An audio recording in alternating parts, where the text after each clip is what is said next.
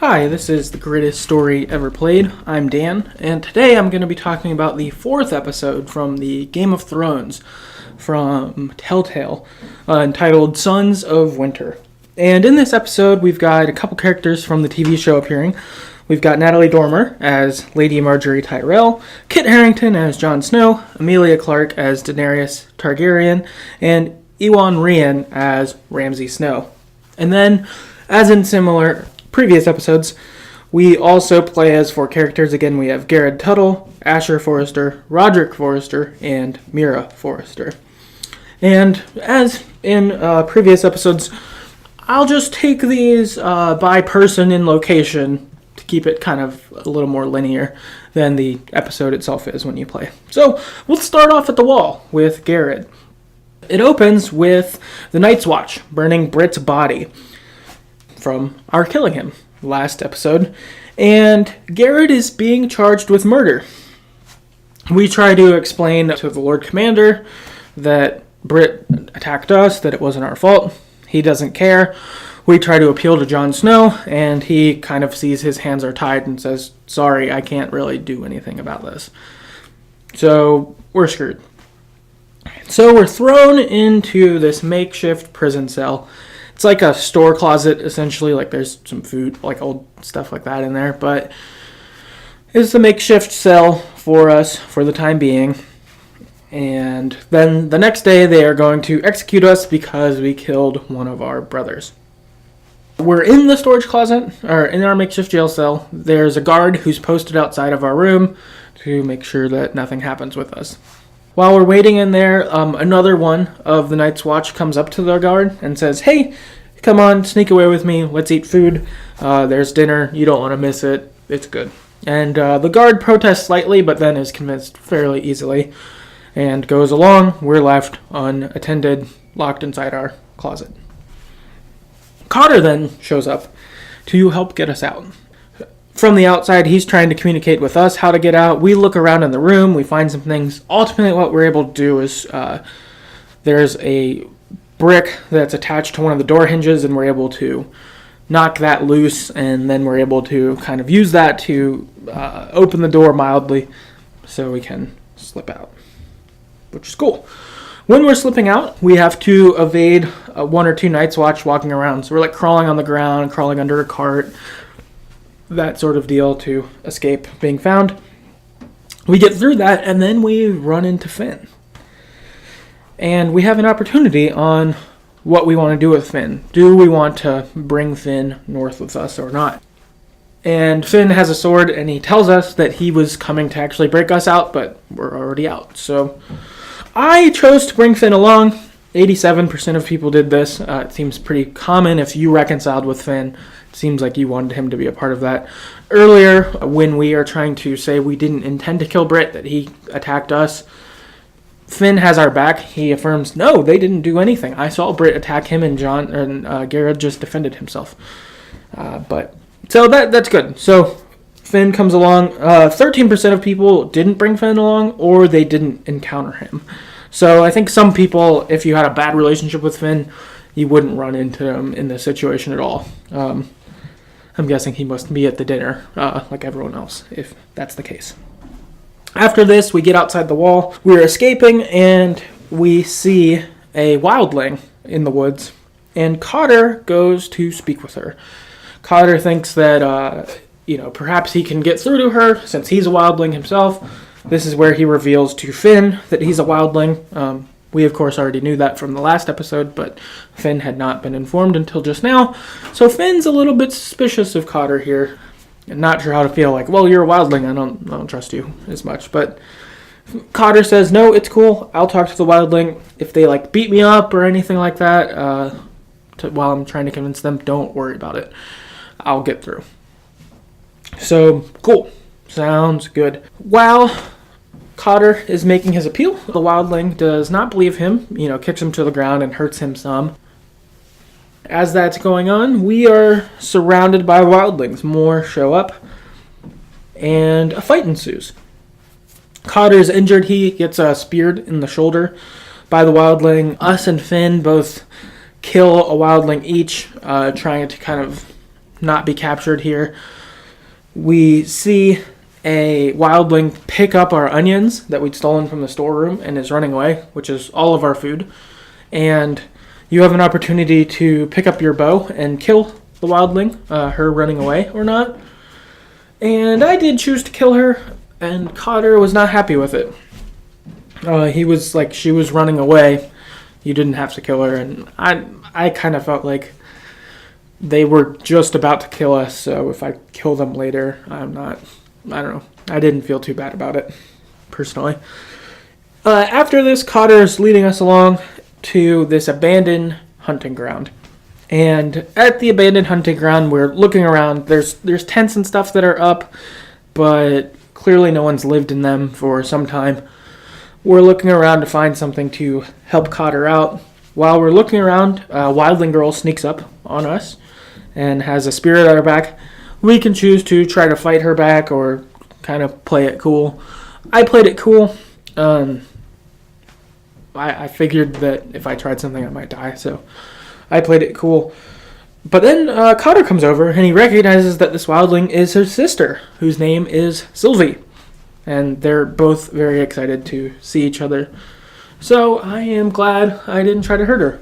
It seems like she is going to be the person who will help lead us to the North Grove, ultimately. So team Garrett, Cotter, Cotter's sister, and Finn, Sylvie. Yeah, I like it. I'm looking forward to seeing how their story goes from here. Next, we pick up across the narrow sea with Asher. And Asher, Beska, and Uncle Malcolm are brought before Dany Targaryen. And Dany is denying their attempt to buy sellswords. She says that she needs them for her freeing the slaves of Meereen. She can't give up any sellswords. This is her thing. We, though, tried to say that we can help get her dragon back, as she's upset that he's gone. We could help her with that. She doesn't really want to, but then upon her finding out that Beska is from Meereen and could lead her soldiers into Meereen to overthrow the city more easily, she insists that Beska will fight in Meereen, lead them in, and if we do that, then she'll talk to us about sellswords later. Beska is pissed, though, about this, and she's drinking. She does not want to go back to Meereen. She's mad at us for volunteering that information about her, because I said while talking to Dany Targaryen, I was like, she knows Meereen. Beska's been here before. So she's upset with us. She's been drinking. And Croft is upset with Beska because of this, and we tell Croft to kind of go away. We'll talk to her. And in talking to Beska, we find out that she was a slave in Meereen, and that as a young child, she was kidnapped and sold into slavery, and that her master used to have her fight other children, and then a while later, he had her fight other children to the death. As Beska is still here, we know that she's killed many children as a child herself. It's horrible. It's terrible. It is awful, an awful reveal. And, of course, we're understanding of why she wouldn't want to go back to Meereen, why she's drinking, why she's upset.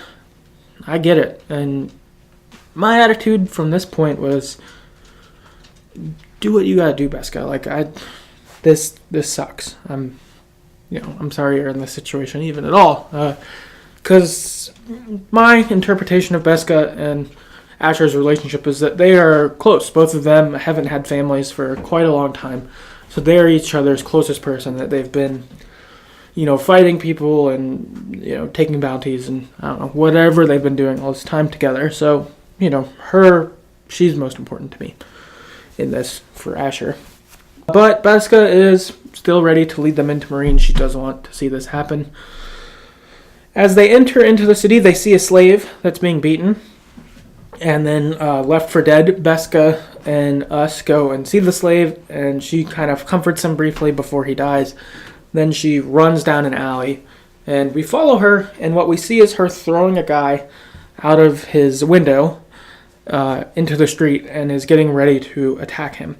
And we find out that this is Beska's former master. We have a few options. We can choose to just let Beska kill him. We can kill him ourselves, or we can spare him. For me, upon learning Beska's story, I was fine letting her do whatever she wanted, so Beska killed him, which 25% of people did this. And I thought that this was kind of hers to do. I think that this guy had harmed her life quite a lot, and so if she wanted to get this revenge, it seemed fitting. I also kind of figured that Daenerys would be fine with it, as she wants the slaves to be free. And Beska's background, it seems like if someone deserves to kill this guy, it's probably her. 35% of people, Asher actually steps in and kills the master. So they step in and kill for her. And then 40% of people spare the master. And I'm thinking that these must be people who really didn't want to disobey anything Daenerys said. Because she said, you listen to Croft 100%. If I hear anything else, I'm not going to get you these sellswords. Like, I'm not going to help you. So maybe they're playing it cautious. Chris on Twitter, he wrote in and he said, I killed him for her. So Chris killed Beska's former master. I'm guessing that I think that I could see this as like if you want to take this burden off for her. Like, I don't think he's mine to kill, but if it would help her, I could see why Asher would do this. After this, Croft, Beska, and Asher go to their assigned area. So there's these 4 temples that all have like a great it's a statue that has like a torch on top of it, and if this torch is lit, it will alert Meereen that they're under attack. And so they've got, a solid, 10-12 guys at each tower, and we have one of them's our responsibility. And we go there and we sneak up behind and kill them. You get cool stealth kills, so you can choose to either be a sword person or an archer. We had Croft do the archery, and then Beska and I snuck up behind various dudes and killed them. And Croft would get a few with archery. We snuck in until we got to the closest to the statue with the fire.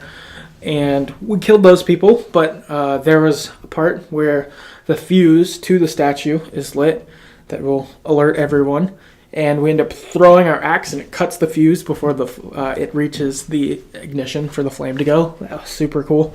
The fighting in this section was especially good, I would say. I found it very fun.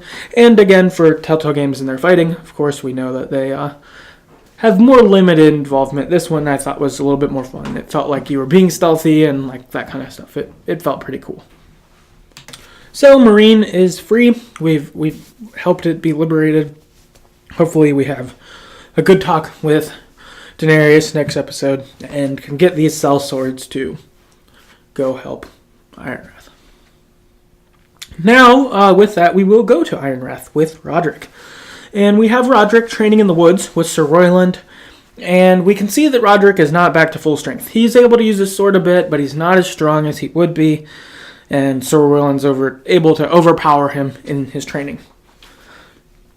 Royland, though, says that that's fine. We can use this to our advantage, and he shows Roderick some tricks on how to, outwit or go at his opponent at things they would not expect. So one of the things is that you'd hold your sword and then use it to trip them up, kind of thing. So this was cool. It was a good little facet of, you don't have to fight how you did before.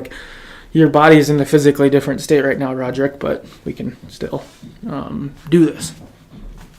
After this, Elena Glenmore shows up with her brother, whose name is Arthur, and she says that Lord Whitehill has pressured her father and is making her not marry Roderick, but instead marry Griff. And she does not want to, and she asks for our help. She says, make this not happen. We should kill Griff or capture him or something. So that I don't want to do this, you don't want to do this. And we agree to help stop it.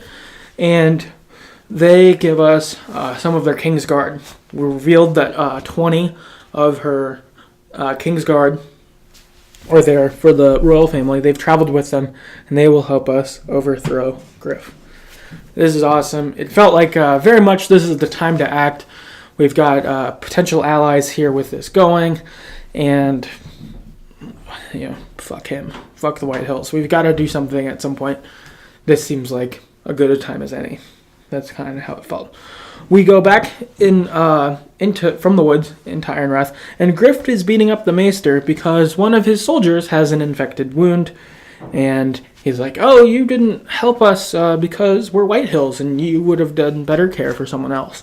So he's like, punching the maester and stuff like that. And so we set up this plan with the Glenmores that we're going to walk in and we'll confront him, but then there'll be a point where we tap Arcane, and then all the Glenmores can come out and we'll surround Griff and company. So we roll in, and it's us and Elena and I think our mom maybe or something like that. We roll in, we start talking to Griff, and we say, "Let him go. You're not doing this." And Griff's like, "Oh, are you going to kneel like you did last time?" And he's kind of talking shit and posturing. And then we hit the cane on the ground. The Glenmores all show up. Archers, all with their arrows pointed at Griff's men. They say, "If anyone moves, kill him." And one of Griff's soldiers moves. Dang, arrow through his chest. Dead. The rest of the Whitehills give up here, and we have Griff in submission. He's being captured, and we have two options on how we want to handle Griff. We can either beat him and maim him ultimately, like disfiguring him some, like ourselves, or we can show mercy to Griff.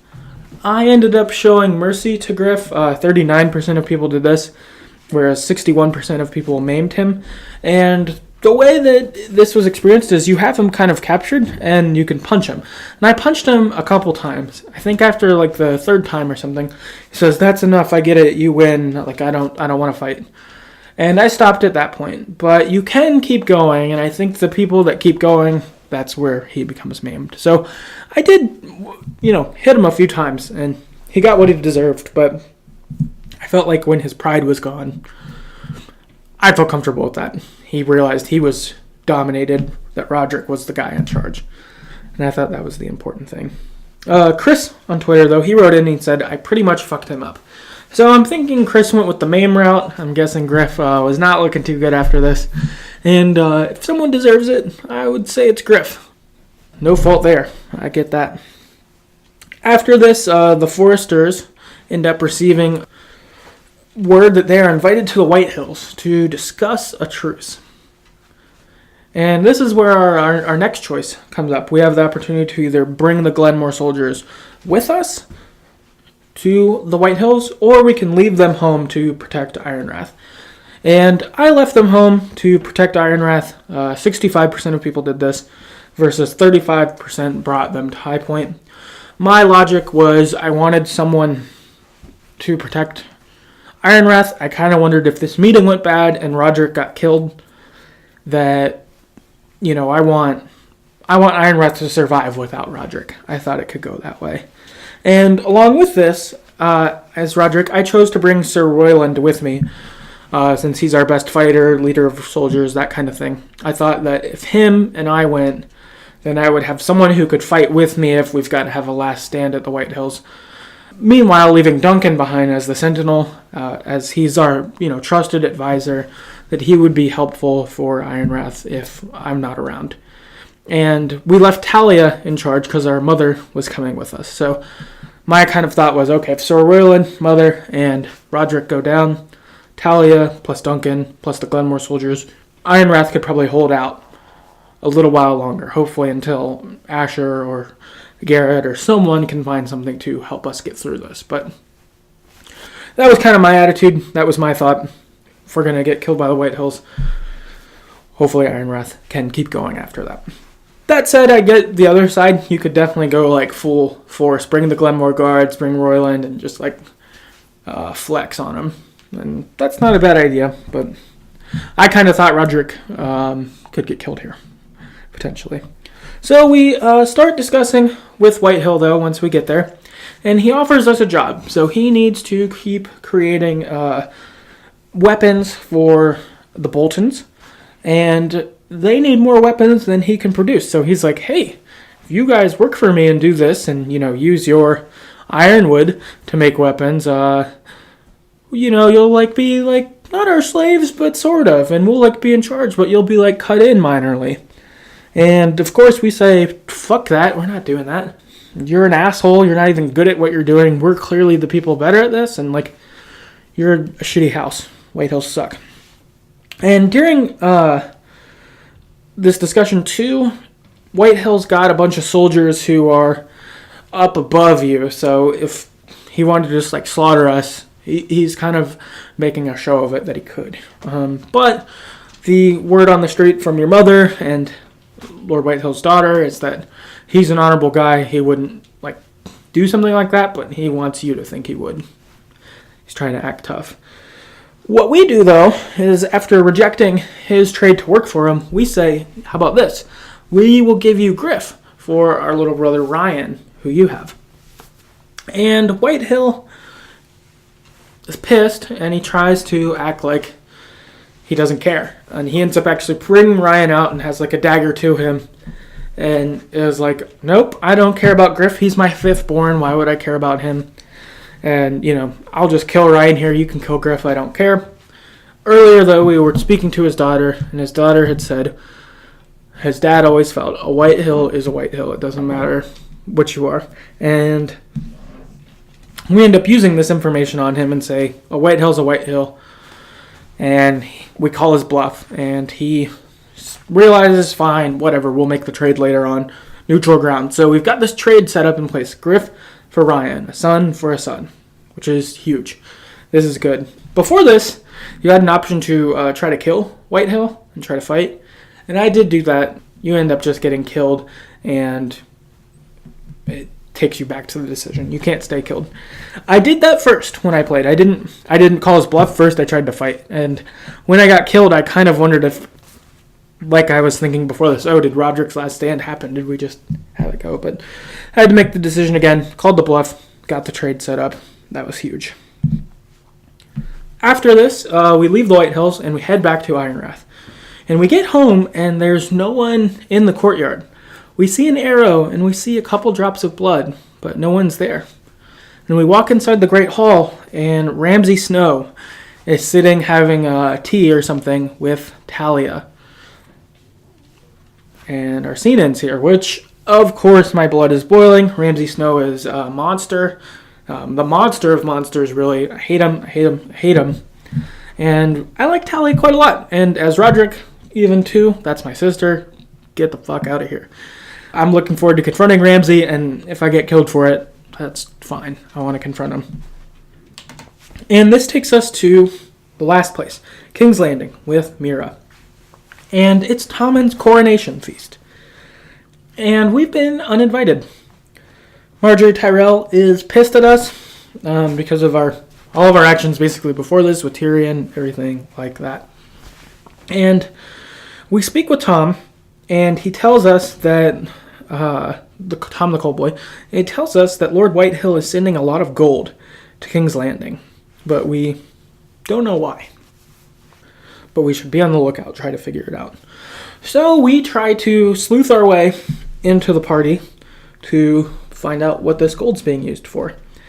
And Sarah ends up sneaking us in, which was super clutch by Sarah. I was previously sort of indifferent towards her, I didn't want to lie for her.